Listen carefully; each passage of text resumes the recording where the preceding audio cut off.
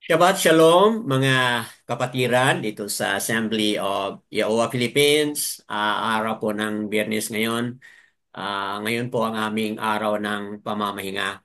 And Shalom din po sa mga kapatiran na ibang araw ang inyong pamamahinga.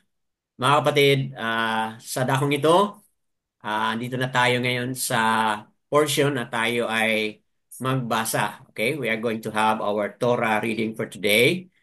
Na ito'y makikita po sa Yeshayahu, aka Isaiah, chapter 5, mga kapatid. Sa nakaraan, chapter 4, very short lang po yung ating ano po, yung ating reading, no? Few verses lang. In fact, ano lang po, 6 lang po na mga verses yung ating natingnan sa nakaraan, mga kapatid. So, sa chapter 4, verse 6, ang pinag-usapan dito ay both for the shade by day from the heat and for a refuge and a shelter for the storm and rain. So yun po yung last word ng chapter 4, mga kapatid, where it speaks of prophetic hope for the people of Abba Yahuwah. At ito'y na-highlight natin based din po sa Kazon or Revelation 21 verses 9 to 11 and verses 22 to 27, mga kapatid. So ngayon, nasa chapter 5 na tayo, and bago natin tawagin ang ating kapatid, ito yung overall na uh, topic sa chapter 5 ng Yeshayahu o Isaiah. Yahudas sin condemned. Okay? So, ngayon, babasahin ito at tingnan natin, mga kapatid, kung ano ba katindi yung kasalanan ng Yahuda. At dahil sa anong tindi ng kanyang kasalanan, ito'y na-condemn, mga kapatid, ayon sa mga salita ni Abba Yahuwah sa pamamagitan ni Yeshayahu. So without much ado, let's welcome our sister. Ito ay galing sa Japan o nasa Japan ngayon, rather. Sister Lilieta. Go ahead po, sister. Sige po. Our reading for this afternoon is from the book of Yeshayahu, chapter 5, verses 1 to 30. Please let me sing to the one I love, a song for my loved one regarding his vineyard. My loved one has a vineyard on a fertile hill, and he dug it up and cleared it of stones, and planted it with the choicest vine, and built a watchtower in its midst, and also made a wine press in it. And he waited for the yielding of grapes, but it yielded rotten ones. And now, O inhabitant of Jerusalem, and men of Yehuda, please judge between me and my vineyard. What more could have been done to my vineyard I have not done in it? Why, when I waited for the yielding of grapes, did it yield rotten ones? And now, please let me inform you what I am doing to my vineyard, to take away its hedge, and it shall be burned, to break down its wall, and it shall be trampled down. And I lay it waste. It is not pruned or dug, and thorn bushes and weeds shall come up.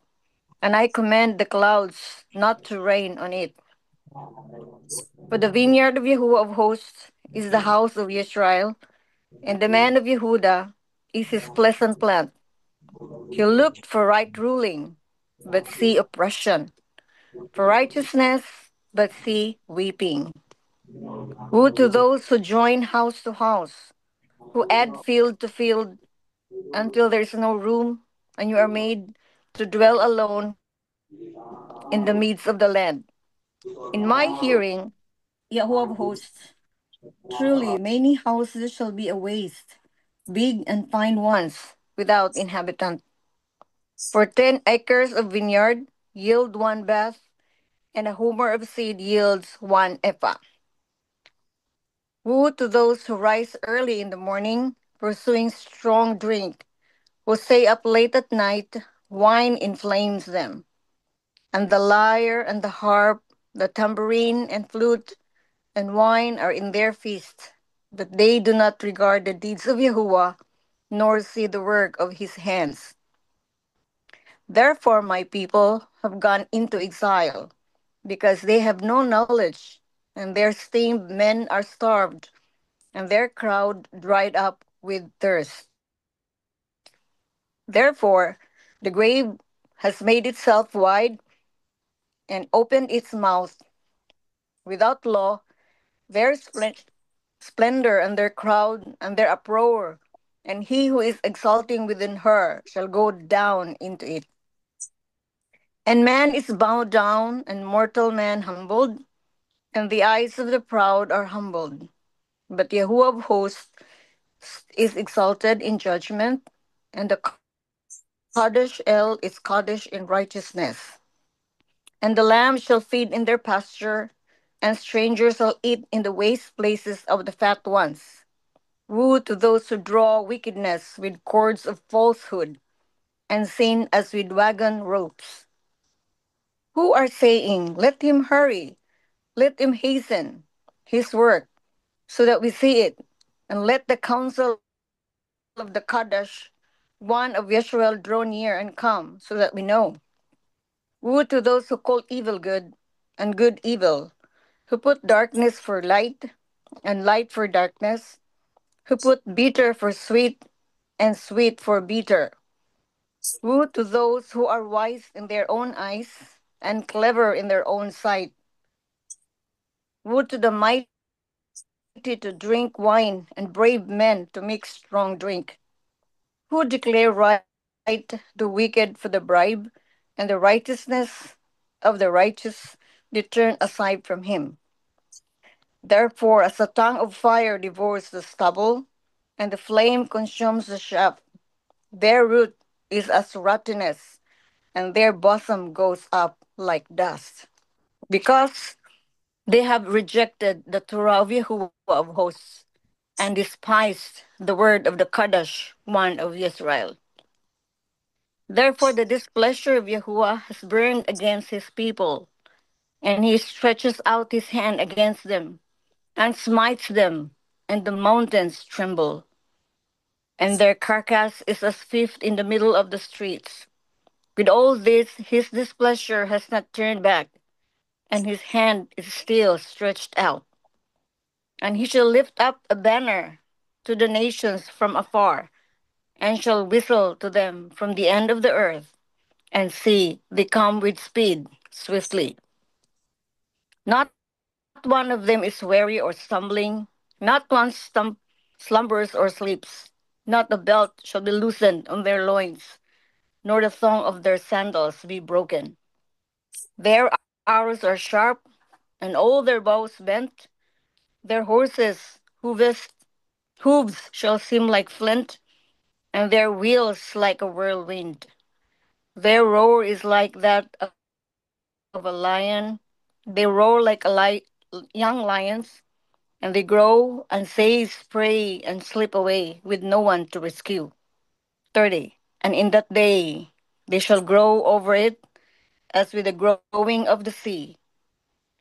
Ah, 30. And that day they shall growl over it as with the growling of the sea. And one shall look at the earth and see darkness and distress, and light shall be darkness, darkened by the clouds. Hallelujah. Hallelujah. Yadaya uwa, mga kapatid, sa nabasa ni Sister Lilita, mga kapatid. So, quite a long 30 na mga verses ah, ang nabasa ngayon, mga kapatid. So, yun ang ating narinig at nakita, narinig sa ating mga tainga at nakita sa ating mga mata, nabasa kung ano yung tindi ng kasalanan ng mga taga-Yauda at kung ano rin po yung ah, coming, destruction or coming punishment na ipararating sa kanila ni Abba Yahuwah, mga kapatid, through the country of Babylon, no? As we have discussed that sa mga nakaraan na. So, that being heard, ngayon, patuloy tayong muni-muni or magsaliksik dito mga kapatid sa chapter na ito. More details dito sa kanyang outline. Ah, dito mga kapatid sa verses 1 to uh, 7, it is a song. Ang tawag niya, no? It is a song. Ang tawag niyan, a song of the vineyard. So, ano ba itong vineyard? Ito pa yung mga ah, halaman, di ba? Ito yung mga plants that produces grapes. Tama ba, mga kapatid? Vineyard. Yeah. Okay, so Field. a song of the vineyard, verses 1 to 7. At dito sa song na iyan, verses 1 to 7, na yung nagtanim, okay, yung nagplant ng vineyard, ay ang tinutukoy dyan ay si Abba Yahuwah, mga kapatid. Mm. Tapos, anong i-expect ng farmer, ng planter? Di ba? Kapag may nagtanim ka ng isang halaman, expect something what? Something good, something sweet at the end, di ba mga kapatid? Yun po ang in-expect mo. At ganun din po ang expectation ni Abba. But mamaya o ngayon, titingnan natin no kung ano ba yung resulta, ano ba yung fruits na nabigay nila as a vineyard. Ano ba yung fruits meron, mga kapatid? Hindi po matamis, okay? Ano po, bitter, okay? So mamaya, look into that detail. And then po, verses 8 to 30, ito na nga po yung pag-describe dito, the wild grapes or the rotten grapes. Dito sa ibang translation, wild. Dito sa ating Hallelujah Scripture sa nabasa na ni Sister, rotten. Okay? Yan po ang makikita natin. So bakit pa siya wild? Bakit pa siya rotten? Okay? So ginamit lang itong vineyard, yun na nga, itong vineyard, ginamit ito mga kapatid bilang pagbigay po ng mensahe kung ano talaga ang totoong kalagayan ng bansang Yasharal at Yehuda. Okay? So, when we say vineyard, sino ba ang tinutukoy nito? If you look at verse 7, talagang malinaw po na ang tinutukoy dyan ay bansang Yasharal and Yehuda, mga kapatid. So, yan po ang aking little background na po. So kung titingnan mo yung verses 8 to 30, makikita mo yung mga katangian ng Yasharal and Yehuda, ang mga katangian nila po. Kung bakit sila naging wild, bakit sila naging rotten, mga kapatid. So mamaya, as we go and look into the details now, I will pause muna mga kapatid at ibigay ko sa inyo yung pagkakataon na maaari kayong magkuha o mag-pick out ng something na relevant sa buhay journey mo ngayon. Speak it out mga kapatid upang magiging baraka na rin po sa ibang mga kapatiran dito at sa mga manonood sa Republish. Okay po, so sino yung mauna? Kung ready na si Sister Lilita, then okay lang po. We will start with her or si Brother Ron. Sino sa inyo ang nais na mag-una? Okay po. Paki-unmute lang. Later na lang po ako, Brother Dan. Opo, paki-unmute Si lang. Brother Ron lang Opo, po. yes. Brother Ron, ikaw yung Gentleman first po. ah, gentleman first. Makikinig na lang po muna ako, Brad Danny. Medyo ah, ayoko muna pong mag, kasi Okay, hindi pa Hindi ready pa po si... ako, Opo, hindi pa hindi pa ready po ako si ready. Brother Ron. Okay po. Makikinig muna po ako. Yes, anyone mamaya, no? Mamaya, anyone mga kapatid na who is now ready, just unmute lang, okay? And then share. So, dahil wala pa mang ready, sige, I'll take the sharing muna, mga kapatid. Okay. So, yun na nga, verses 1 to 7, yun po ay Song of the Vineyard. So, hindi ko na lang ito basahin uli kasi nabasa naman, no? Verses 1 to 7, makikita natin dito yung awit, no? Awit ng awit ni Aba bilang siya yung ano po, nagtanim. Verse 1, please let me sing to the one I love. Wow, no? A song for my loved one regarding his vineyard. My loved one has a vineyard and a fertile hill. Okay? So, isang awit po pala ito, mga kapatid. And who is singing this and who is saying na ang tinutukoy niya yung kaniyang mahal, okay? My loved one. Okay? Sino yung mahal ni Aba? Yung kaniyang vineyard. Okay? So, tinan mo yan, no? Ab Yahuwah is singing a love song to his vineyard. At sino po yung kanyang vineyard? Kanina sa ating napaliwanag na sa verse 7, ito po ay Yasar-al and Yehuda. So, in short, yung kanyang sangkatauhan, mga kapatid. So, come to think about it, no? Yung love ni Abba, yung tinawag niya yung kanyang mga sangkatauhan as my beloved. O, di ba, mga kapatid? So, sa mga relationship, mga kapatid, di ba? Ano po yung ini-expect sa mga relationship?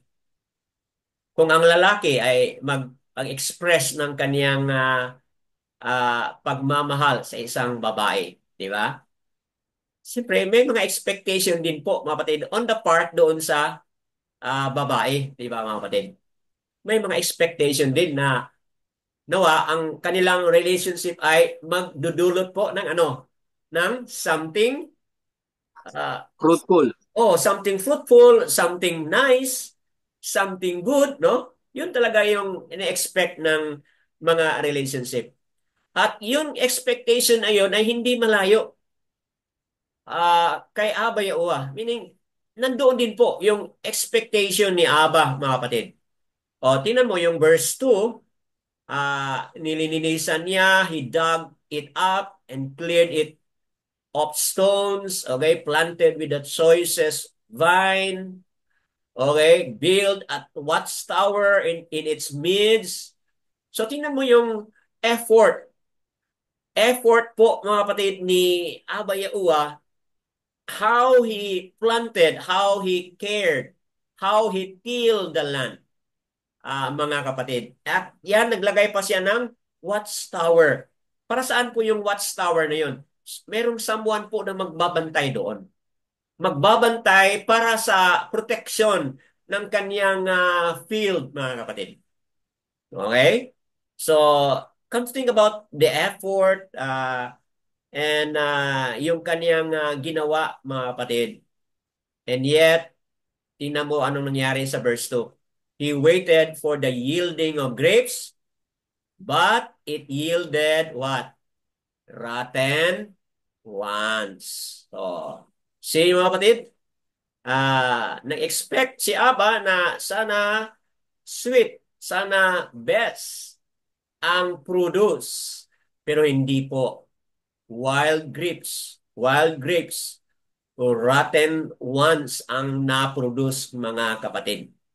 So, very clear po na sa relationship ni Aba with us ngayon, mga kapatid, is very clear na sa relationship ni Aba with us ngayon bilang kaniyang mga followers is a very good lesson yung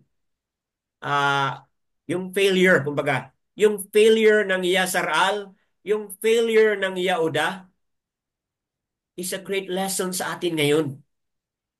na dapat our relationship with Abba Yahuwah today should produce something good, something Eh, sweet, mga kapatid.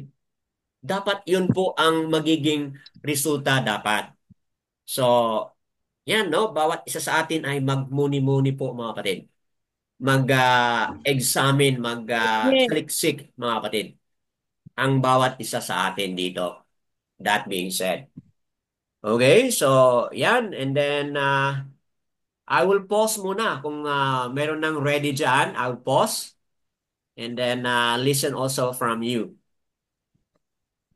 Nasa Shabbat Shalom, Sister Cheryl. Nasa chapter 5 po tayo ngayon ng Yasayaw. I'm now explaining 1 to 7. Okay, I think ready na po si Sister Bakar Sayaw. Sister Tessie, go ahead po if you're ready.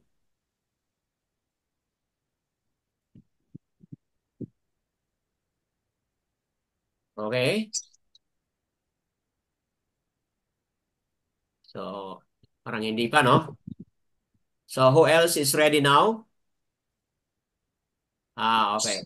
May problema yung signal ni Sister Bakar Sayaw, mga kapatid.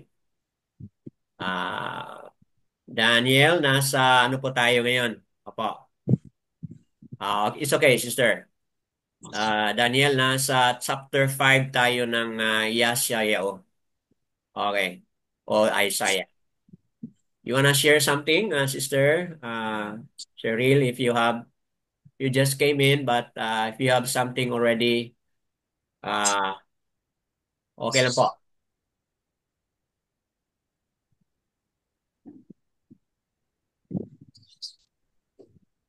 Okay po, mga kapatid. So, let's let's continue po, mga kapatid. Dito sa ano, dito sa verse 1, okay, yung vineyard, okay, rather, itong vineyard na nakasabi dito, mga kapatid, ah, for the vineyard of Yahuwah of hosts, okay, okay, before we go to verse 7, proceed muna tayo sa verse 2, mga kapatid. Sa verse 2, kanina, sinabi ko sa inyo na yung relationship ni Abba sa kanyang sangkatauhan expected something, mga kapatid. In other words, balik tayo doon sa covenant, di ba? Covenant always involve two parties. Si Abba, Yahuwah, nagkaroon ng covenant with Abraham. Okay, that involves two responsibilities. Part ni Abba at yung part po ni Abraham. Halimbawa, sa verse 2, expected na yung vineyard mag-produce po siya ng something good. Okay? In order to barak others doon sa something good na na-produce niya, mga kapatid. Sa verse 2, sa ating na-highlight kanina. So in like manner, yung covenant ni Abba Yahuwah kay Abraham, okay, makikita sa Barashat chapter 12 verses 1 to 3. 'Di ba? Ano pong sabi ni Abba kay Abraham? I will barak you, okay? And all the nations of the world shall be what? Barak through you. 'Di ba, mga kapatid? So, yung covenant ni Abba ay may baraka na ibibigay kang Abraham, but there is also an expectation na yung baraka na iyon ay magiging baraka din po hindi lang para kay Abraham, okay? Kundi maging baraka din po para sa mga other nations. So, yun po, mga kapatid, ang expectation dito na once we receive baraka from Abba Yahuwah, be a baraka also to others. Kasi yun po ang kaniyang kagustuhan. But ang nangyari dito sa Yasar Al at Yehuda bilang example ng vineyard, mga kapatid, ay hindi po sweet hindi po good fruit ang kanilang na-produce, but instead wild grapes or rotten grapes, mga kapatid. Rotten ones ang kanilang na-produce. So, yan po, no? Malaking expectation pala from our side, knowing that covenant involves two-party, mga kapatid. Now, verse 7, nabanggit dyan na ang vineyard ay talagang referring po, no? Ang vineyard referring po sa Yehuda and Yasharal. At marami pa tayong mayroon pa tayong mga references, mga kapatid. Halimbawa, Hosea 10 verse 1. Magiging reference po 'yan ng verse 7. What are other references na nagpapatunay na ang vineyard na iyan ay talagang Yehuda and Yasharal. Hosea o Usya chapter 10 verse 1. At makikita din po sa Shemot 15 verse 17. Okay? And then another also reference is Tahaliam 80 verses 8 to 16, mga kapatid. But right now, nais nating basahin, mga kapatid, ang Yaokanan chapter 15 verse 1. Can I ask someone to read Yaokanan 15 verse 1?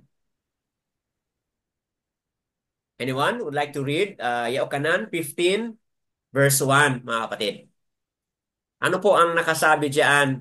Anong sabi po ni Yaosha? Yaokanan 15 verse 1. Anyone would like to read?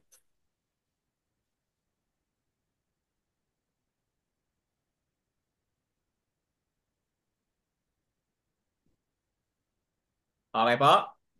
Let me read it for you. Yaokanan 15:1. Ito pong sabi ni Yaosha, I am the true Vine. vine. And my father is the gardener. Okay? Yung nagtanim, yung nag-alaga doon sa vineyard na na-mention ni Yashayahu, mga kapatid.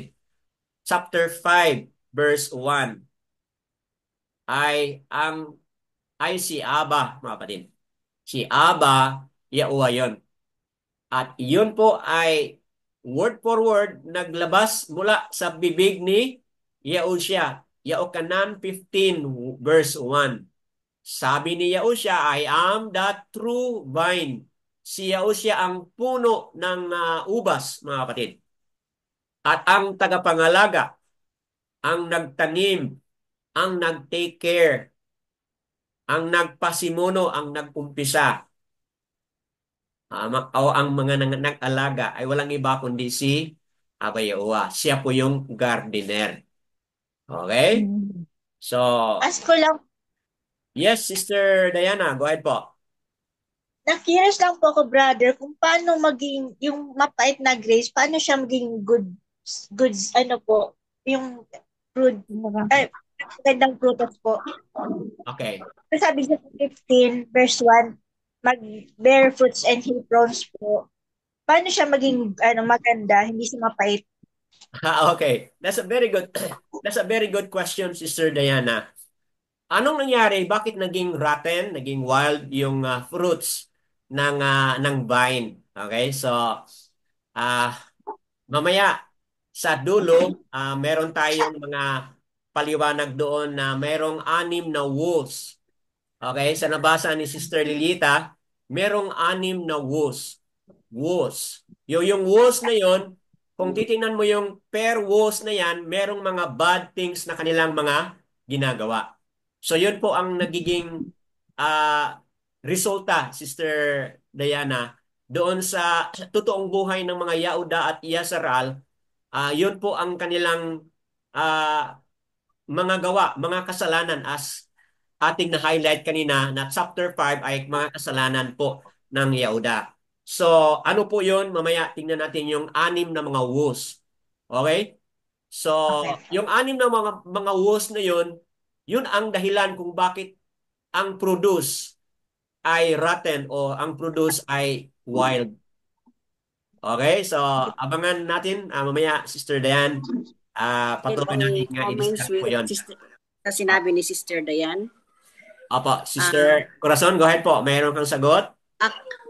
Actually, ang magandang grapes ay yung harvested sa summer. It is very sweet ang grapes para sa pag summer naka-harvest yon. Kasi you have started with the three characteristics in the parabolic song. You finish the beloved in the vineyard. The vineyard, yung grapes na, in literally, pag yung mga grapes na nasasabi, yun, very sweet pag summer. Hindi masarap pag kaya ginagawa nila yung wine.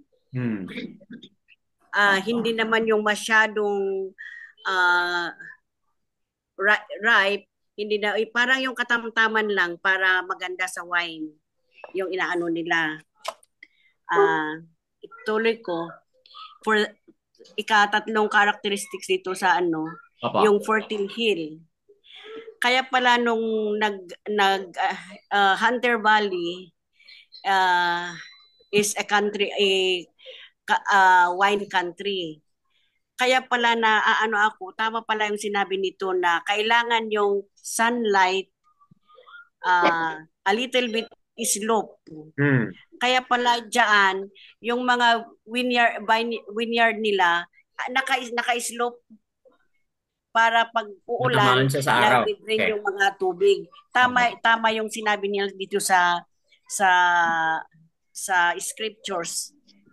It is dito sa Isaiah 5:2. Opo. So ang dahilan pala kung bakit dapat nasa hill, no? Para matamaan siya ng araw, no? Yeah. Opo. Go ahead. At yung fertile na it is a metaphor word na representing fertility in abundance. Yun pala ang ng yung fertile na yan. Yung bakit naging fertile hill. Pero maganda rin kasi sa Hunter Valley, it's a volcanic noon daw. Kaya fertile yung land. At saka dito, hindi yung pag uulan, hindi kagaya sa atin na masisira yung lupa natin kasi naaalis yung yung fertility ng lupa dito. Hindi masyado yung ulan. Pag walang yung typhoon, yung typhoon hindi naman naaabot ng 1 linggo, kundi wala naman typhoon, kundi mag-ulan lang o mag-shower lang, yun lang. Kaya siguro nga fertile yung lands nila dito. Papa. Okay. Yun lang po. Yes, thank you Sister Corazon sa dagdag na paliwanag patungkol dito sa vine na kung saan siya na itanim at kailan siya i-harvest, okay?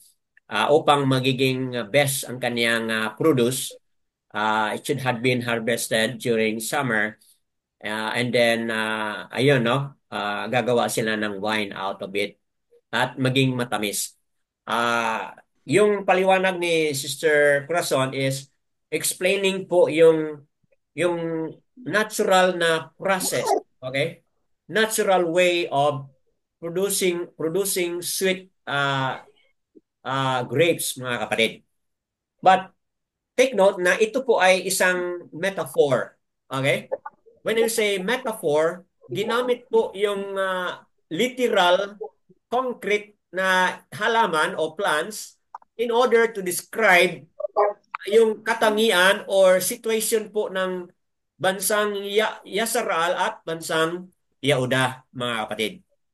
And later on, balikan po natin yung question ni Sister Dayan, mga kapatid. Okay, anyone would like to add before I proceed? Some are struggling with the Wi-Fi. At ako din po rito. Unstable na naman yung ating Wi-Fi dito. Nawa all will be well. Hindi katulad nung the other day na naputo tayo. Okay? Anyone would like to add? Please unmute lang po and then share. Sister Bakara, are you ready? Or Sister Lilieta? Kasi naka-unmute. Unstable din po dito sa bukid. Brother Dan, andito ako sa San Fernando. Oh, dumating ka na sa Mm. bukid ngayon. Okay, okay po. Okay. Ano po? So, we Unstable understand. din. Maputol-putol, Brother Dan. Opo. Okay. Sige. We understand the situation. Nasa bundok na sila ngayon sa San Fernando. Sila ni Sister Tessie, mga kapatid. Okay, proceed tayo. Sino pa? Who else? Sister Lilieta, are you ready? Brother Dan. Opo, go ahead.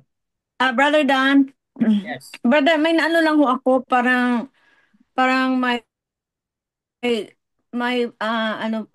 impact ho sa puso ko ditong yung sa verse 25 po na kaya pala siguro hanggang ngayon yung Israel, 'di ba sinabi niyo po Israelites are being scattered in the four corners of the earth, di po ba? Hindi pa po sila nagkaisa, Opo, di po ba? Hindi pa po sila nagkaisa, watak-watak pa po sila. correct. Kasi yung ang sinabi ho dito sa 25, with all this his displeasure has not turned back and his hands is still stretched out. Di ba sinabi, therefore, this is 25, 5 verse 25, therefore the displeasure of Yahuwah has burned against his people, and he stretches out his hand against them and smites them, and the mountains tremble, and their carcass is a filth in the middle of the streets. With all this his displeasure has not turned back, and his hands is still stretched out. So that means kaya pag watak-watak wala pa pong kasi gano'n na lamang siya ka 'di ba, naano ho siya, disappointed ho talaga si Israelites sa ginawa niya na 'yun ang kanyang vineyard na 'pag sinabi po kasing vineyard, precious ho niya 'yun, eh. Tama. Ano, kasi kung punta kang Italy, 'yun ang kanilang 'yun ang kanilang 'di ba, they live 'yun ang ano nila, Brother Dan, they produce good wine, Mhm. because of that, grapes vineyard po. Ganito din si Juana. He is like, he wants to produce the good grapes na ito ang kanyang vineyard. Kaya lang hindi, yun nga, hindi nila, literally, yung sinabi kanina na hindi nila dito ginawa.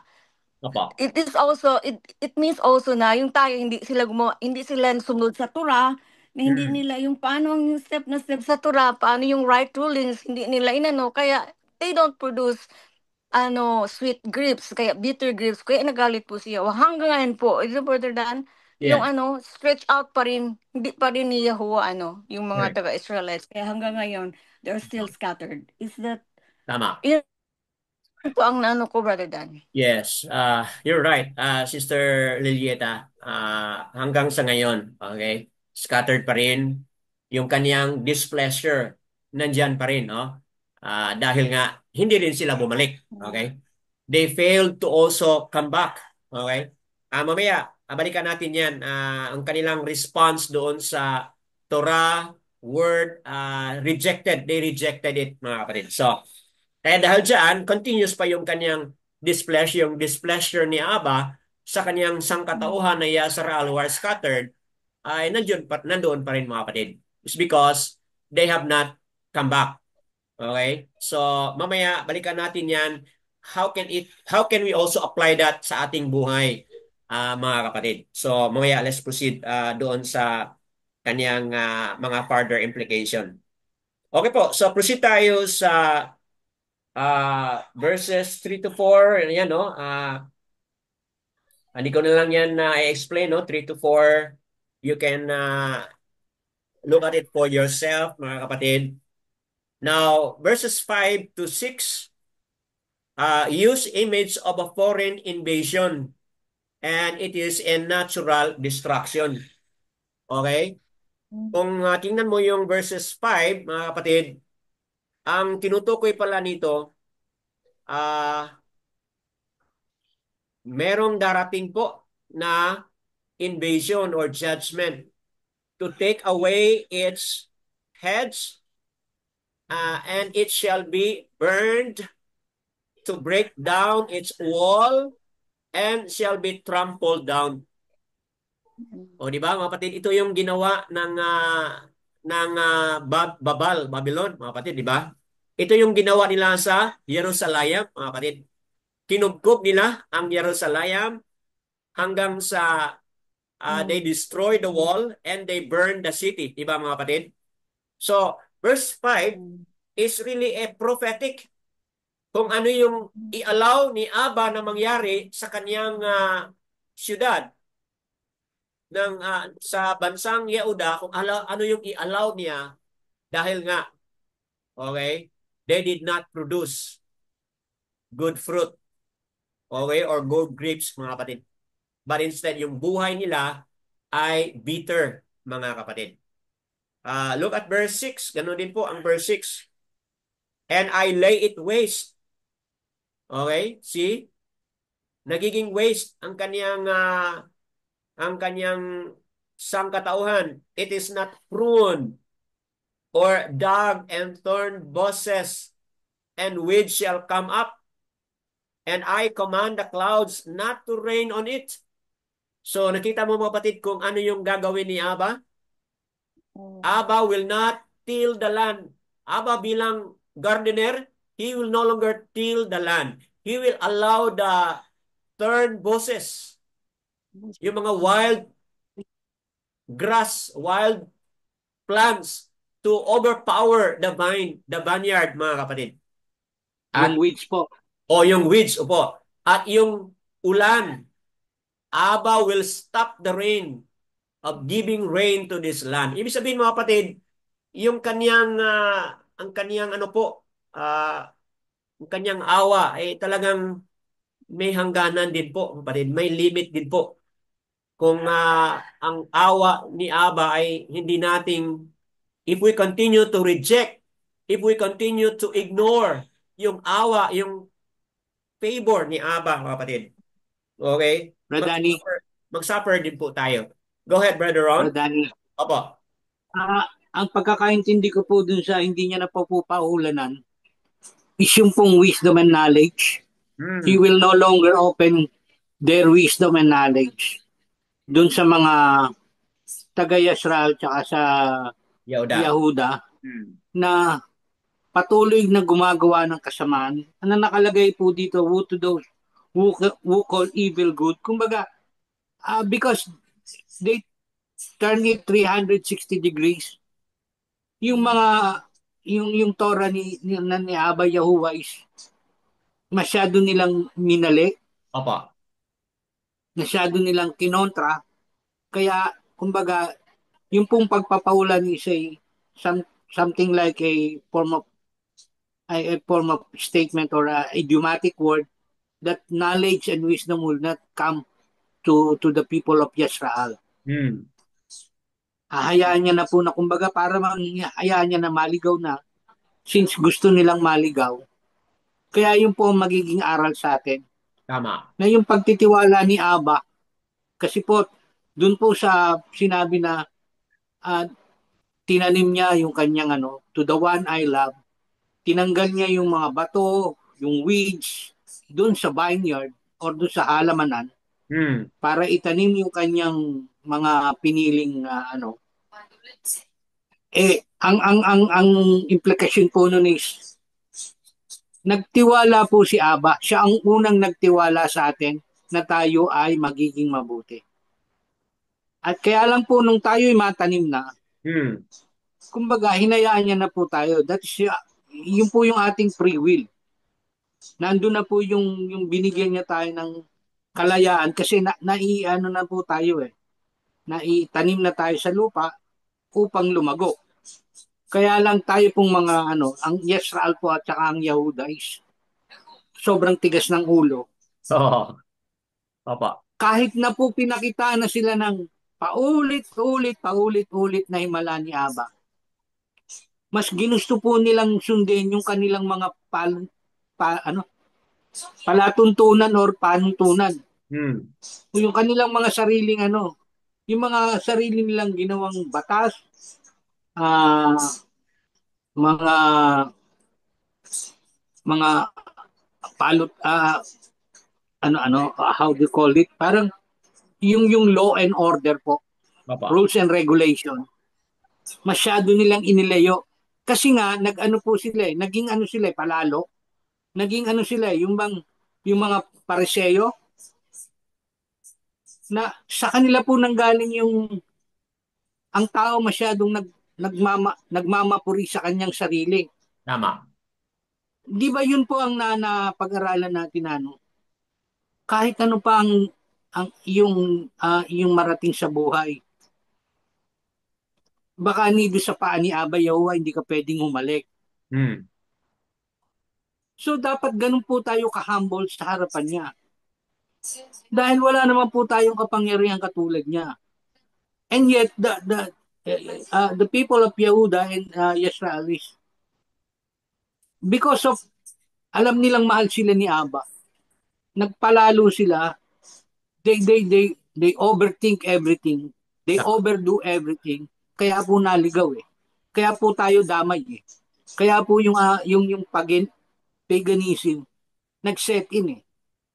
Remember dun po sa nabasa natin nung Wednesday, si Haring Dario, Papa. na isang pagano, isang beses lang po nakakita ng Himalayong kay Daniel. Nung ipaano niya si Daniel. Pero doon, magmula noon, idinikri niya na yung aluwa ni Daniel Papa. is dapat ng katakutan dahil yun ang talagang kumbaga yung pong takot kasi nag-uumpisa po yung takot kay Aba sa pagsunod sa kanya.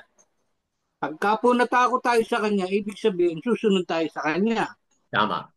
Literally speaking na doon sa ating mga magulang, sa nanay at tatay, di ba po nung maliliit tayo, takot tayo sa kanila. Kaya tayo sumusunod. Yeah? So dapat po ganun din na maging relasyon natin ngayon at magpakailanman kay Aba Yahuwah. Katakutan natin siya hindi dahil sa doon sa masasama yung kaya niyang gawin na dadaling kanya sa ano, hindi po. Matakot tayo sa kanya, yung takot natin, ang gawin natin, sumunod tayo. Opo. Kasi meron pong takot na yung natakot ka, nanakbo ka. Lumayo ka, di ba? Mag-iwas. So yung pong takot kay Abayaw dapat yung po ang maging ano natin, maging masunurin tayo sa kanya. Yun po ang nakikita ko dito na kung ikaw ay nagpapakasama na nakalagay nga po dito eh yung nadinig ko pong talata na yung mga gumagawa ng masama hayaan yung magpakasama at yung mga gumagawa ng mabuti is maging mabuti. Hindi ko lang po matandaan talaga yung mga verses at saka yung mga talata, yung mga ano. Pero naiintindihan ko po na hinayaan po, sinabi po ni Aba na yung pong mga talagang ang nasa puso nila ay gumawa ng masama o yung talagang ayaw sumunod kay Aba, pinababayaan po yun. Hinahayaan po yun. At yung pong sumusunod sa kanya, yun po yung kanyang kinikip or iniingatan. Papa. Yun po ang naintindihan ko dito sa nabasa natin ngayon dito sa Yada Yahuwah. Papa. Yada Yahuwah po. So, yes. Sa tanong kanina tama po no, Brother Ron, salamat sa pag-highlight ng verse 7. Sa tanong kanina, mga kapatid ni Sister Diana, andito na po yung dahilan sa verse 7. Kung tinan mo yung pangalawang part ng verse 7, tinan mo no, second part ng verse 7, his pleasant plant, okay, he looked for right ruling. So, yung pleasant plant referring to Yasar al-Yehuda, tingnan mo yan, no? Tiningnan ni Aba ang, ano po, he looked for right ruling. Ibig sabihin, tiningnan ni Aba kung nag-observe ba sila ng Torah. Nag-observe ba sila ng mga tamang gawain. Sa ibang version, nilagay po dito mga kapatid no, sa ESV translation, nilagay po dito, but behold, bloodshed for righteousness. Bloodshed for righteousness. Okay, he looked for right ruling. Dito, but see oppression. But sa ESV, ang translation ginamit niya, bloodshed. Sino yung pinapatay? Yung mga matutuwid doon sa Yehuda, mga kapatid. So, tinan mo yan na hindi lang sila nag-fall short doon sa standard kung anong dapat nilang gawin, but meron talaga silang karumal-dumal na gawa na hindi nagustuhan ni Aba Yahuwah. Tingnan mo yung next part diyan. Not only oppression or bloodshed for righteousness, but see weeping. So ano po yun? Merong mga social unrest. Yung mga mahihirap, inaapakan. Yung mga pulubi, yung mga weak, talagang walang hustisya na binigay sa kanila. Because they are weeping, they are crying, mga kapatid. So, yun po, malinaw na batay dyan, makikita natin na kung sa ating buhay ngayon, kung ating isabuhay ito, kailangan talaga tayo mga kapatid na ah, i-apply natin. Okay? Yung mga mahihina, yung mga weak, kailangan tulungan sila. Kasi po, ang kanila palang mga cry, ang kanilang mga iyak, mga kapatid, yan po ay makarating po doon kay Abba Yahuwah. And Abba Yahuwah will see to it na merong hustisya. Kung wala mang hustisya, may judgment na darating dahil hindi po nabigyan ng halaga yung mga social unrest, yung mga social injustices na nangyayari. Okay? So, move on tayo sa verses 8 to 30 to explain further kung bakit naging rotten, naging wild yung fruits as a result ng kanilang buhay. Mga kapatid, i-highlight natin verses 8 to 30. Dito, take note, ito po ay translate the metaphorically wild grapes. Metaphorical, don't look at it literal, but metaphorical na yung halaman o yung plant ng vineyard, mga kapatid, yung vine, kung bakit nag-produce yung vine na wild grapes o rotten grapes, mga kapatid, kung bakit siya nag-produce, let's look at it metaphorically to describe kung ano yung gawa, kung ano yung mga dahilan, kung ito'y nangyayari doon sa Yehuda or sa Yasar-al, mga kapatid. For example, merong 6 na mga woes. Basahin mo yung verse 8, verse 11, verse 18, verse 20, verse 21, verse 22. Mga kapatid, 6 po yan na mga woes. Okay? I think wala tayong enough time to discuss them. Pero bigyan natin ng konting ano po, paliwanag. For example, verse 8. Ano yung woes na pinag-usapan ng verse 8? Those who join house to house. Yung greediness po yan, ano? Opo. Ang issue dito sa woe na ito ay yung kanilang greediness. Join house to house, who add field to field until there is no room, and you are made to dwell alone in the midst of the land. So, ito yung ginagawa nila, ang mga mayayaman, yung mga powerful doon sa land, yung mga mayayaman doon na kung saan yung mga mahihirap na benta yung kanilang lupa dahil sa kahirapan. Yan po yung background dito, mga kapatid. Na yung mga mayayaman, yung mga malalakas, took advantage of this weak, of this poor. Tinan mo yan, no? House to house. Pumupunta sila. O siguro nagsisingil sila or kahit na yung field, kung hindi sila makabayad, yung kanilang field ay pag-ariin na po o kukunin na po.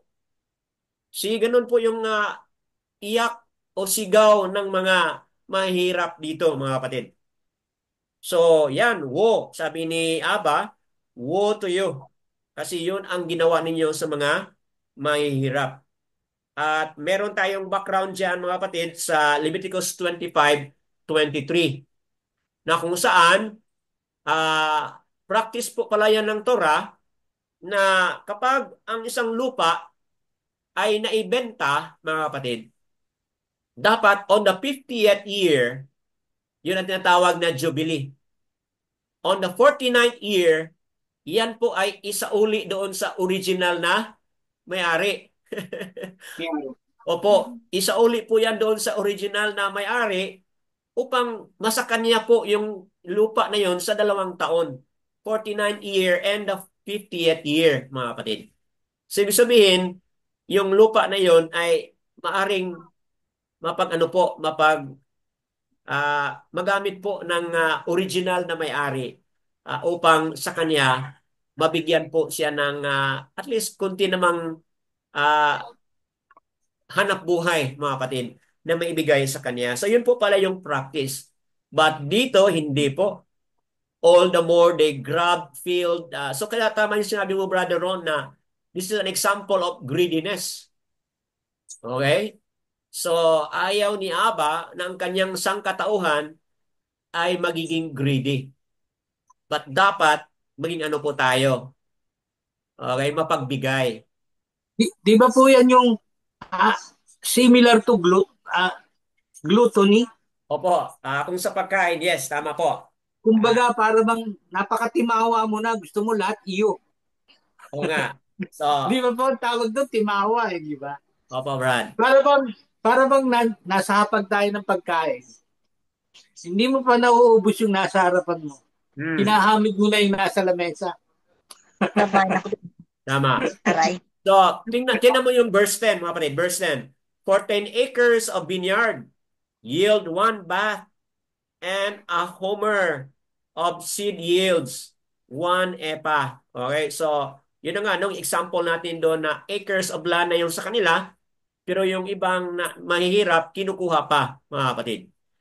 Pangalawang woe, verse 11. Woe to those who rise early in the morning and pursuing strong drink, who stay up late at night, wine inflames them. Okay? So, anong ibig sabihin ito anong woe ito? Yung mga, ano po? Mga drunkard. Drunkards. Opo. Yung mga drunkard. So, bakit woe sila? Bakit po woe? Because yung wine, mga kapatid, ano yung dulot ng wine? Actually po, hindi lang po sa drunkard yan, Brad Rani. Ano po? Lahat po ng kalayawan ng katawang lupa. Po. Hindi lang po, halimbawa na, uminom kayo ng alak, nagnasa na rin kayo magsugal, Opo. magparty o hanggang umaga. Alam niyo po yung mga karnal na kaligayahan o yung kasiyahan na karnal. Lahat po yun. Yung po yung pong ano yan, buto ano, yung kumbaga all day long ang inisip mo na lang puro ano na lang. Pleasure. Puro pangkalupaan na lang or Opo. puro pleasure of the flesh. Tama. Wala na pong para sa spirit.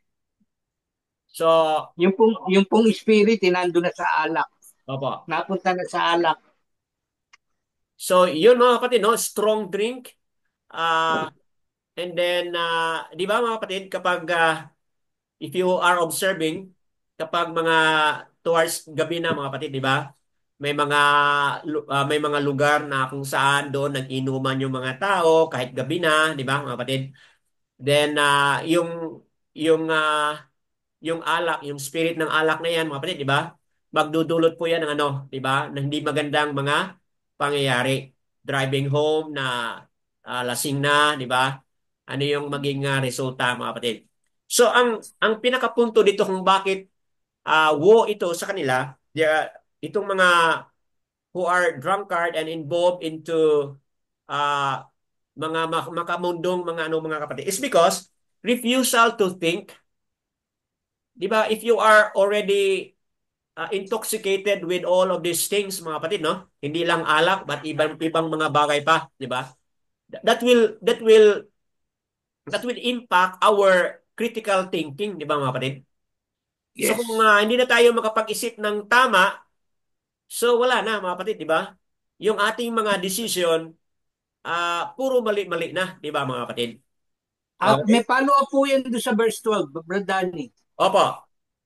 Ang nakalagay po, and the lyre and the harp, and the tambourine and the flute, and Very wine are in good their sa yun. feast, but they do not regard deeds of Yahuwah. Nakakalimutan na po si Aba. Tama. Kumbaga, puro ano na nga lang to, puro kamunduhan na lang ang naiisip ng tao. Dahil wala po, languna sa ano eh. Languna sa pleasure. Parang ganun po.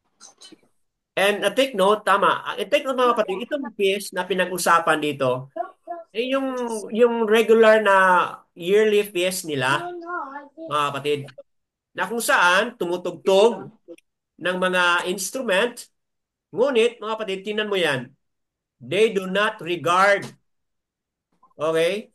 They do not regard the deeds of Yahuwah, nor see the work of His hands. So ito yung magdudulot doon sa intoxication ng drink, intoxication ng mga things of this world, mga kapatid. Ito yung magdudulot na tuwing meron tayong mga fiest na ginagawa para kay Aba Yahuwah, hindi na natin nakikita, hindi na natin nararamdaman, hindi na natin maasam-asam yung kilos at gawa ni Aba na siya'y nangungusap pala sa atin, mga kapatid. So naging dull na yung ating pag-iisip dahil diyan, di ba? So that's the second woe. And then yung third woe, mga kapatid, ay makikita sa verse 18. Verse 18 po, woe to those. Okay, so mga kapatid, meron pang maraming mga punto dito, no, na kailangan nating titingnan, but quite a lengthy point. Halimbawa sa 15, a man is bowed down and mortal man humbled, and the eyes of the proud are humbled. So ito yung gagawin ni Aba, na kung sino yung arrogant and proud, Aba is going to put them down, and Abba Yahuwah will humble them down. Okay, balikan natin yung third woe. Woe to those who draw wickedness with cords of falsehood and sin with wagon ropes. So, Yan po ata yung mga marites. o nga, no? Na cords of falsehood, no? Okay, draw wickedness with cords of falsehood and sin as with wagon ropes. Okay? So, yan mga kapatid ay isa sa mga bagay na ayaw or kasuklam-suklam sa harapan po ni Aba yung mga gawain na yan. Who are saying, let him hurry, let him hasten his work so that we see it, and let the counsel of the Kodas one of Yasharal draw near and come so that we know. Okay? So, yun po. Wala silang alam na yung tamang pag-iisip, tamang pag-unawa sa katuruan, mga tuntunin ni Aba ay nawala na, mga kapatid. Pang-apat na woe. Woe to those who call evil good. Verse 20 po. Yung evil, tinatawag na good. Yung good, tinatawag na evil. Evil. Mga kapatid, Meaning, mga sinungaling na po. mga sinungaling. Tuwing ako'y nakikinig sa mga quadcom na mga lower house na mga hearing, mga kapatid, no? Talagang malinaw na may mga pangyayari sa ating bansa, mga kapatid, na kung saan ang evil ginagawang good. Good. Yung good ay ginagawang evil, mga kapatid. So, look at what is happening in our country, mga kapatid. Look at how people can turn evil as if it is good in their comments, in their declaration. And look at something good, okay, as if it is evil, or evil as if it is good. So, ayaw ni Aba yun kasi yun din po ay nangyari sa Yahuda, mga kapatid. Okay? Take a look at number 5, verse 24. Okay? Verse 24, ano po yung sinabi dito mga kapatid? Rather, verse 20. Woe to those who, okay, verse 21, woe to those who are wise in their own eyes and clever in their own sight. Sa hindi lang nangyari ito sa bansang Yahuda, clever, meaning sa kanilang paningin, ano po? Tama. Mga kapatid, mag-ingat tayo sa mga tagline sa social media. O, di ba? Kung saan ka masaya, anong kasunod yan? Kung saan ka masaya, ano yung what's Follow. next line? Kung saan Follow ka you. masaya, suportahan kita, di ba? Ah. Are you familiar mga kapatid yung sa tagline na yan? Saan ka masaya, suportahan kita.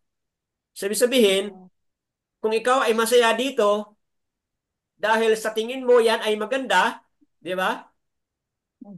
That is example here mga kapatid sa cleverness na what is good in their own eyes. And this is very much common sa mundo natin ngayon mga kapatid. Na kung saan wala nang clear black and white mga kapatid. Tingnan mo yung ating gender, di ba mga kapatid? Noon, ilan lang yan? Dalawa lang po. O, di ba? At ngayon mga kapatid, di ba? Multiple na. Marami na ngayon ang multiple na mga kapatid. So, yan ang example na kung bakit nagkaganon na yung takbo ng ating mundo ngayon. Because people nowadays, katulad ng mga tao doon sa Yaoda noon at Yasaral, ganun pa rin ang mga tao ngayon, mga kapatid. They look at things and what is good, what is seems pleasing in their eyes, para nila yun ay tama. Yun ang kanila ay, para sa kanila yun ay wasto. But kay Aba Yaowa, hindi po yun tama. Okay? Next word ito is verse 22. Woe to the mighty to drink wine and brave man to mix strong drink. Okay? So, yan. Kung merong 6 na 6 woes, merong 4 din na therefore. Okay po? Kung merong 6 na woes, meron ding 4 na therefore. So, saan makikita itong therefore? Verse 13, verse 14, verse 20, and verse 25. Okay? Highlight ko po itong verse 13 na therefore. Anong sinabi dito sa verse 13 na therefore? Therefore my people have gone into exile because they have no knowledge and their esteemed men are starved and their crowd dried up with thirst. So, ano daw ang dahilan kung bakit ma-exile ang isang katauhan ni Aba na Yahuda at nauna na yung Yasaral, ngayon about to yung Yahuda? Bakit sila po ay ma-exile? Ano yung kaniyang conclusion na therefore? First na therefore niya? Anong dahilan? Nawalan po sila ng kaalaman. Tama. Yun nga Because po they yung have no knowledge. knowledge. Mga kapatid, bakit ko i-highlight ito? Kasi na-highlight din po ito ni Prophet Hosea. Ano pong naalala niyo mga kapatid? Hosea chapter 4 verse 6. My people perish for lack of Knowledge. knowledge. See, mga kapatid, nag-perish, nahiwalay, nalayo ang sangkatauhan ni Aba for lack of knowledge, mga kapatid. Dito sa verse 13, ganun ang nangyari. Because they have no knowledge. See, mga kapatid, anong impact doon sa mga intoxication ng wine at mga ibang mga bagay? Yan po pala ay nawawala tayo sa tamang nawawala tayo sa tamang pag-unawa tamang mga katuruan, mga kapatid. Okay? Verse 24. Yung therefore na verse 24, highlight ko po. Bakit po yan? Tinan mo. Verse 24. Therefore, as tongue of fire devours the stubble, and the flame consumes that chaff, their root is as rottenness, and their blossom goes up like dust. Because, ano po? They rejected the Torah of Yahuwah of hosts. And pangalawa, despise the word of the Kodas One of Yasaraal, mga kapatid. I have reminded you, mga kapatid, that in the covenant, there is always two parties. Aba, binigay na niya ang kanyang lahat. But we are responsible to, ano po, hold on to the Torah. Listen to His voice, mga kapatid. Ano yung naalala niyo doon sa Shamot? Noong nakipagtipan si Yahuwah sa kanyang sangkatauhan doon sa Shamot 19 verses 5 and 6. Ano pong naalala ninyo?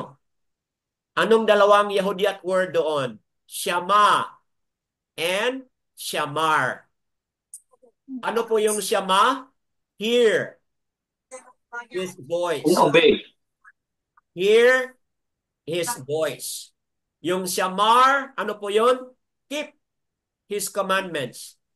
Keep His Torah. Keep His word. Guard His Torah. Guard His commandment, mga kapatid. Shama and Shamar. Yun po ang ating responsibility. But anong nangyari dito? Ang Yahuda, wala na po sila. Nireject nila yung knowledge. Nireject nila ang Torah. They despise also the word of Abba Yahuwah. Mga kapatid, dahil dito, they will suffer, okay, the consequence of rejecting the Torah and despising the word. Sino ba ang Torah at sino ba ang word, mga kapatid?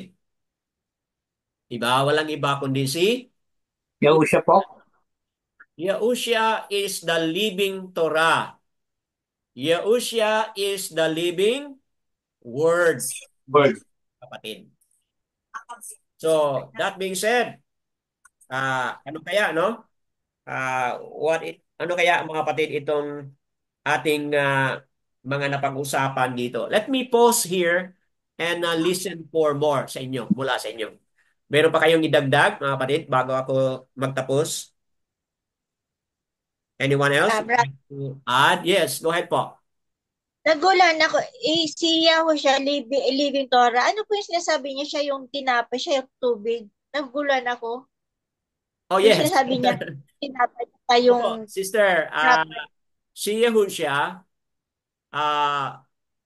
siya yung living water. Yes, wala tayong problema niyan. Marami tayong mga references sa Yaokanan. Si Yahushua din po yung bread of life. Okay? Si Yahushua din po yung buhay na tinapay. Kasi yung mana na naibigay doon sa ilang, okay, na nagbibigay ng buhay, sabi ni Yahushua sa Yaokanan, siya po yun. okay. Opo, si Yahushua po yun, yung mana na yun, na naibigay doon sa ilang. Ganon din po yung water na nag-sustain sa kanila doon sa ilang. Is also referring to Yahushua. Kasi sabi ni Yahushua, anyone who drinks this water, yung sa kwento niya sa chapter 4 po, sister, chapter 4 ng Yaokanan o John. Chapter 4, yung kwento niya doon sa Samaritan woman. Sabi niya, anyone who drink the water I give. Anong sabi ni Yahushua? Mabubuhay siya sa walang hanggan, di ba? So, water I give. Sino yun? Si Yahushua yung nagbigay ng buhay na tubig.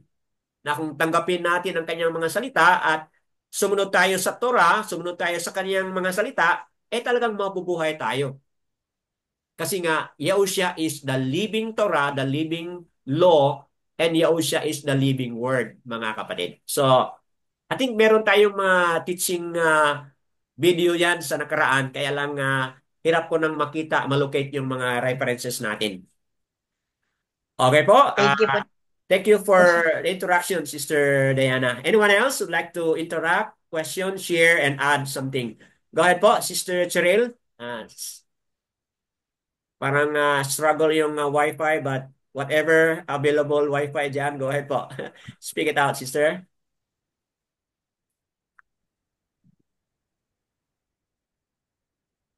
Sister Cheryl, hindi ka marinig. So, sino pa po? Merong may share? Okay, go ahead po, Napuputol po kasi ang Sister. line ko. Go ahead po, Sister Cheryl. In and out po.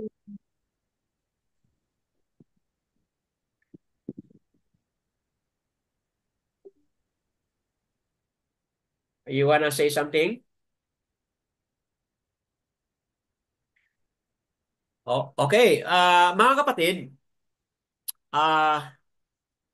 we would like to connect doon sa na-highlight ni Sister Lilieta kanina sa verse 25. Okay? She already mentioned kanina, mga kapatid.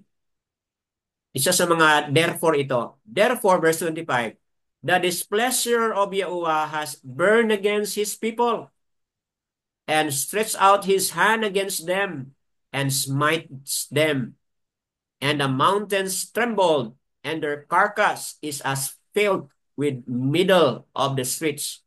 With all this, his displeasure has not turned back, and his hand is still stretched out. So, mga kapatid, dahil nga prophetic ito, one time sa buhay o sa kwento ng Yasharal and Yahuda, ito po ay nangyari na, mga kapatid. Okay po? Ito po ay nangyari na, mga kapatid. But, pwede pa ito, mga kapatid, na magpatuloy na mangyari sa hinaharap. Okay? Because this is a prophetic, mga kapatid. Prophetic of Yehuda and Yasharal, mga kapatid. Kung ito naman po ay nangyari na, yung punishment, no? Tingnan mo yung carcass nila, ibig sabihin yung mga dead bodies. Okay? Talagang ang daming namatay po sa panahon ng paglusob po mga kapatid ng Babylon. Okay, ang daming namatay. So itong verse 25 na-fulfill po sa panahon ng Babylon. 586 BC po na-fulfill ito. Okay? Then 70 AD, mga kapatid. Are you following? 70 AD, nung naglusob naman po ang kanino? Sino po mga kapatid ang naglusob? Rome. Okay? Rome siege o conquered. Kinubkob naman po ng Rome ang Jerusalem, mga kapatid. 70 AD. Daming mga namatay dito, mga sundalo. Daming bloodshed, mga kapatid, ang nangyari. Mga namatay dito. And as I have said, but as I have said, mga kapatid, dahil prophecy ito, yes, may mga fulfillment nangyari sa past. Mga kapatid, meron pang mas bloody na mangyayari sa hinaharap, mga kapatid. And kaya sinasabi dito sa na-highlight ni sister kanina, as his hand is still stretched out. So, ibig sabihin, hindi pa tapos. Are you with me, mga kapatid? Yes, may fulfillment na 586 BC. Babal, conquered Jerusalem. 70 AD, conquered Jerusalem. Mga kapatid. Even pa, mga kapatid, no, sa Maccabees. Yung book na na-highlight ni Sister, Sister, okay, dito sa Maccabim, okay? Na-highlight ito ni Sister Cheryl. Sa Maccabim, mga kapatid, alam mo anong tao nito? Panahon ito ni Antiochus Epiphanes, mga kapatid. Ano yung ginawa ni Antiochus Epiphanes? Ang daming namatay dyan, mga kapatid, sa Jerusalem. At kailan nangyari yan? 160, kung hindi ako nagkamali, 160 BC po. Okay?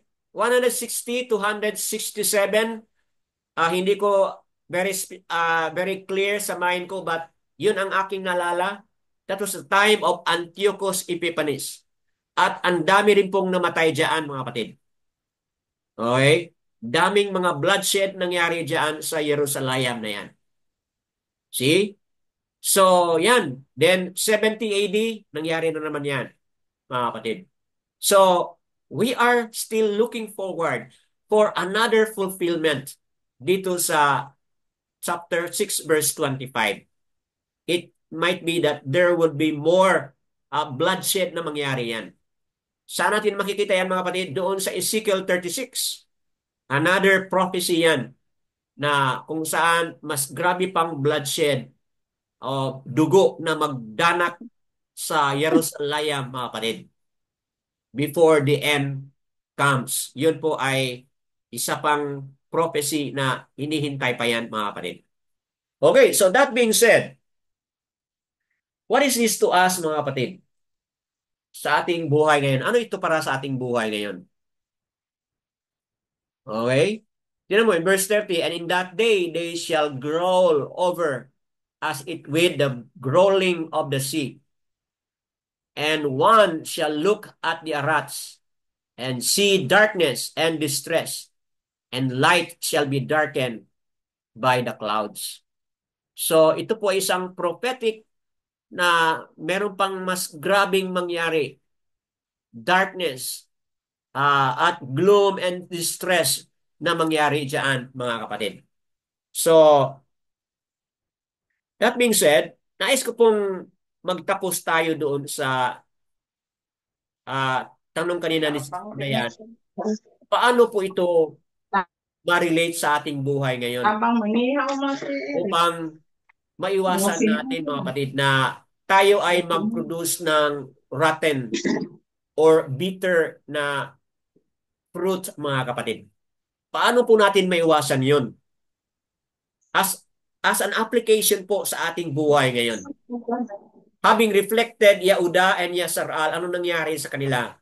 Ngayon sa ating buhay, paano natin maiwasan yun, mga kapatid?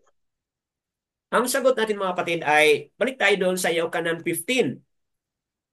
Sabi po ni Yahusha, I am the vine. And sino po yung tapag-alaga ng vine? Walang iba kundi si Abba Yahuwah. Abba Yahuwah yung tagapag-alaga ng vineyard, mga kapatid. But si Yahusha po yung totoong vine. Tayong lahat ay connected kay Yahusha, mga kapatid. Verse 1, sinabi nito, I am the true vine and my Father is the gardener. So ano po tayo? Kung si Yahusha ang true vine, si Abba, Yahuwah ang gardener, ano po tayo? Tayo po ay ano, mga kapatid? Branches. Tayo po ay mga sanga. We are the branches. Opo, we are the branches. Sinabi niya po yan sa Sinabi niya po yan sa Yahukanan. Tama. We are the branches. Yohanan chapter 15 verse 2. Every branch in me that bears no fruit, he takes away. And every branch that bears fruit, he prunes so that it bears more fruit. So, para maiwasan na mag-produce tayo ng mga bad fruit, mga kapatid, kailangan nakakonect tayo kay Yahusha. Kasi siya yung totoong puno, tayo yung sanga, dapat tayo connected kay Yahusha. Because Yahusha, siya yung magbigay po ng nutrients. Okay? Nutrients ibibigay po ni Yahusha. Lakas ibibigay ni Yahusha. At anong meron kang Yahusha, mga kapatid? Yung Torah. Yung Torah. Yung Word. Tinapay si Yahusha. Tubig si Yahusha. Mga kapatid, kung tayo ay connected kay Yahusha, meron tayong living bread, meron tayong living water, meron tayong living Torah, mga kapatid. O, di ba? Tingnan mo verse 3, sabi niya. Okay, verse 2, at pinag-usapan niya yung pruning. Pruning, ano po yung pruning? It's a form of discipline. I-cut niya yung mga unnecessary things sa ating buhay. upang tayo ay mag-produce po ng tamang mga bunga. Look at verse 3. You Bunga. clean because of the word which I have spoken to you. Verse 4 po, stay in me and I in you. As the branch is unable to bear fruit of itself unless it stays in the vine, so neither you unless you stay in me. So ang ating sagot dito bilang panapos mga kapatid is that apart from Yahushua, hindi tayo maka-bear fruit ng matamis na bunga. Apart from Yahushua, wala tayong kakayahan.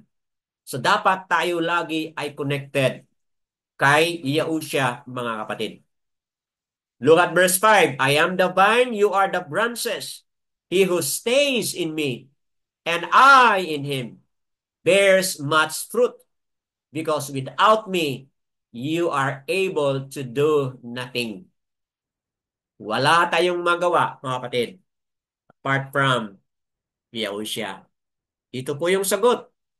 Paano tayo maging baraka sa mundo, baraka sa iba? Abide in Yahushua, mga kapatid. Stick to the Torah, mga kapatid.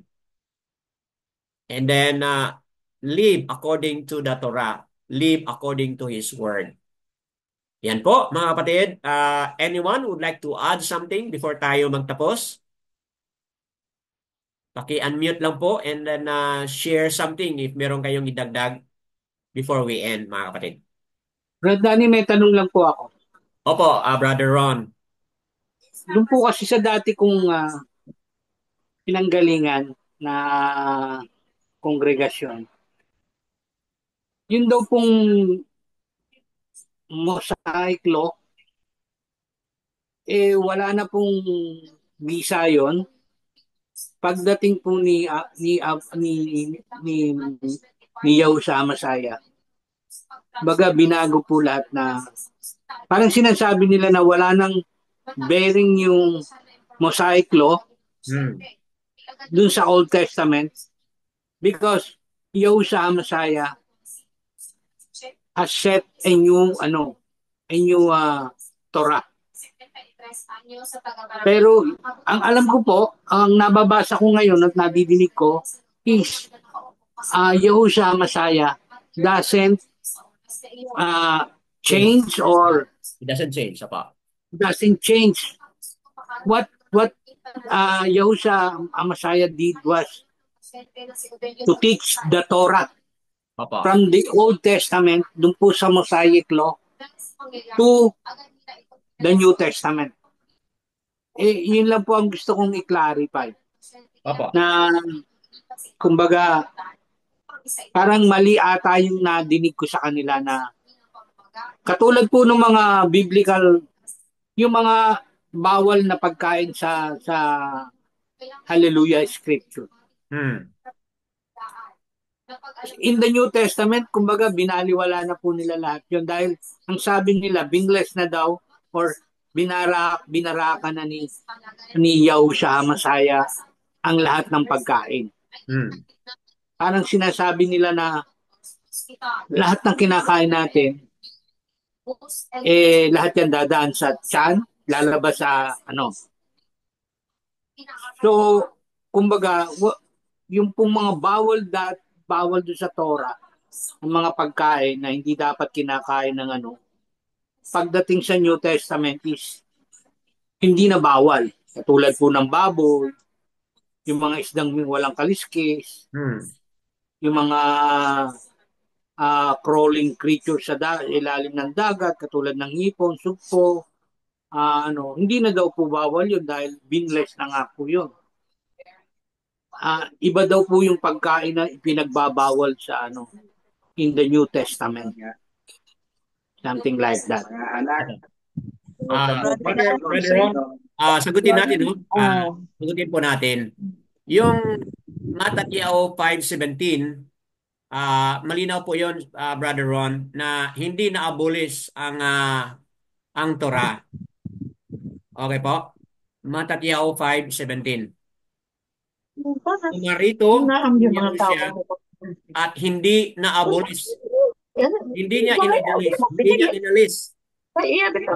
But instead, he upholded. Sister Tessie, paki-mute po kasi recorded po natin ito, Sister Tessie, paki-mute po. So mga kapatid, malinaw na Matatiao 5:17 na kung saan, okay po, Matatiao 5:17, malinaw po yun sa Matatiao 5:17. Okay. Opo, Brother Dan. Malinaw po yun mga kapatid, Matatiao 5:17. Na kung saan, sinabi ni Yahushua na I came not to abolish the law. So, nandyan, upholded ni Yahushua ang law. Then to answer that, Brother Ron, nakalasabi po diyan sa Brother Ron, sa Yaokanan 15. 15 po, verse 10. If you guard my commands, 15:10 po. If you guard my commands, you shall stay in my love, even as I have guarded my Father's commands and stay in His love. Okay? So, ang ibig sabihin, kung tayo ay totoong nagmamahal kay Aba Yahuwah, kailangan i-keep natin ang kaniyang mga kautusan. So, yan po ang aking sagot, Brother Ron. Let's welcome kung meron pang sagot din po ang ibang mga kapatiran. Go ahead po. Anyone? Brother Dan, Opo, Sister Cheryl, go ahead po. add ko lang po. At the beginning, at first place naman po, when you say Mosaic, hindi naman po si Moses ang gumawa ng law. Si Abba Yahuwah. It is not Mosaic law. Siya lang ang nagdala, siya lang ang nagpakilala, siya lang ang nagsabi. But it is from Abba Yahuwah. So walang Opo, Mosaic law. Opo, sister, yun po ang understanding kasi galing nga po kay Abba Yahuwah yung sinasabi nilang Mosaic Law, di ba? Yung the Old Testament or yung Torah. Na ang connotation nila is nung dumating na si Yahushua Masaya, baliwala na po yung kumbaga para bang hindi mo na kailangan pang sundin yung Mosaic Law wherein galing din po kay Abba Yahuwah yon dahil nga po binago na ni Yahushua Masaya ng ating manunubos. Yun po ang nakikita kong mali kasi nga nabasa ko nga yung sinabi niya na I came not to destroy or to abolish my father's law or the Torah, but to complete it. Tama. So, Brother Ron, human tradition yun, Brother Ron. Yung sinasabi ng inyong grupo noon, yun din po ang aming pananaw noon, Brother Ron. So, yun po ay human tradition. Ayun nga po. Human understanding. Pero hindi po yun totoo. It's a lie. Kumbaga, pagka po yun, doon po tayo naniwala, ligaw din po tayo. Di ba? Para pong, kumbaga sinunod natin, hindi ang si Abba Yahuwah, kundi yung aral ng tao. Tama. Di ba po malinaw na huwag kang magpapanukala, huwag kang magdadagdag o magbabawas, anumang nakasulat o anumang nasabi na dahil magiging kasalanan sa iyo yun. Dahil malinaw na panliligaw, nagliligaw ka na rin dahil dun sa sinasabi mo na yun. Brother Dan. Okay, salamat Brother Ron. Let's go back to Sister Cheryl. Go ahead po, Sister. Go ahead po, Sister Cheryl. Okay. Tapusin ko lang po, Brother Dan. Pangalawa, kahit balibalik na rin natin, we will not find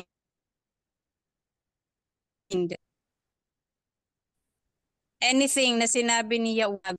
Paul, yung sinabi ni Paul na hindi yung pumapasok yung nagdi-defile. It is the things that comes out from the mouth yung nagdi-defile sa tao. at binigyan ng kahulugan ng tao na si Yahusha na ang nagsabi noon na kung ano yung kinakain ng tao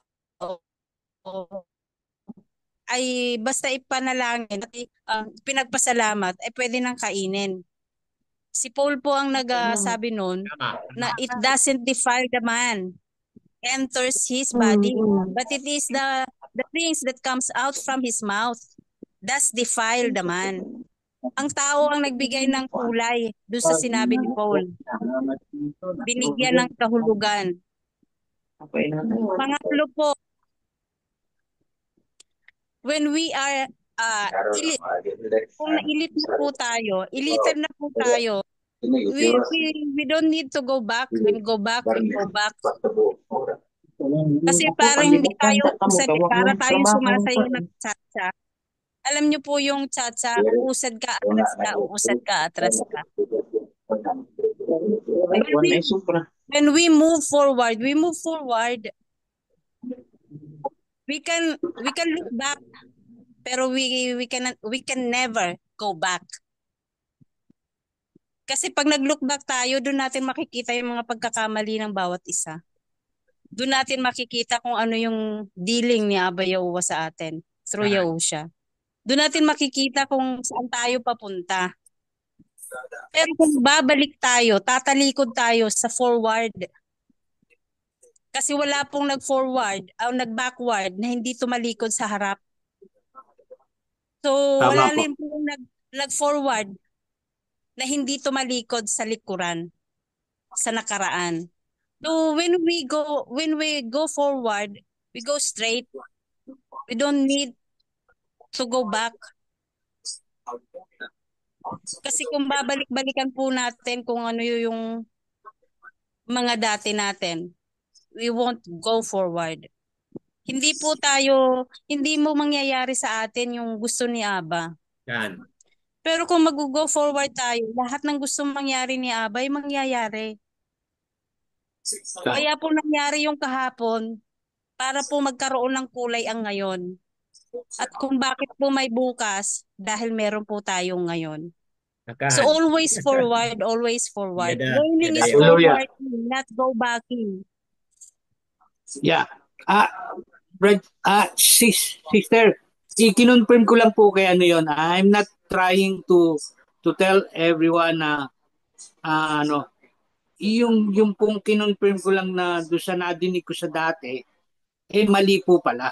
Opo. Ang tama po pala is yung kung ano po yung nakalagay sa Torah na ibinigay na nung araw pa kay Musa, yun din po ang ipinreach ni Yahushua Masaya nung siya'y dumating. So hindi po binago yung Torah ni Aba nung pong dumating na pinadala niya na si Yahushua Masaya dito sa atin. Kaya po ang inaano ko lang na mali yung kine-claim nila na yung bawal nung araw hindi na bawal ngayon. Di po ba, Brother Danny, mga kapatid? Brother Ron. Di ba? Kung ano yung bawal nung araw, dapat bawal pa rin ngayon. Opo. We have discussed it well na, Brother Ron. Closure tayo saying na tama yung sinabi ni Jeremiah 6:16. Go back to the old path. Yes. Tama yung sinabi ni Yahushua Matthew 7:13 and 14. Enter through the narrow road. So yun po ang ating closure dito, mga kapatid, sa manunood sa Republish. Ang dahilan kung bakit natin i-uphold ang Torah, ang covenant, is because malinaw po doon sa declaration ni Jeremiah 6:16 at declaration po ni Yahushua.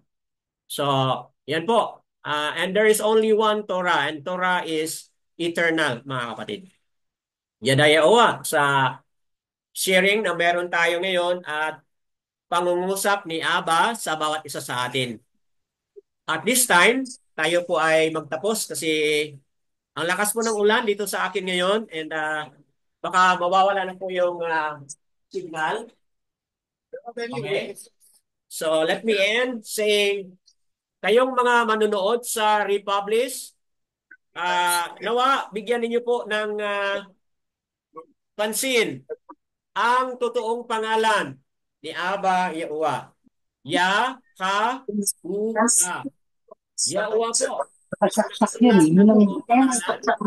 And pangalan ni Aba at ang pangalan po ng ating Messiah. Yahau Sian Ayan. Yan po ang totoong pangalan ni Yahuwah. Sa inyo mga manunood sa Republish, ano po yung pangungusap ni Aba sa inyo? Piso na maging bukas ang inyong mga isipan, bukas ang inyong mga kamay, na i-embrace ang katuruan ni Aba Yahuwah. All esteem and praises po kay Aba Yahuwah. Yada Yahuwah.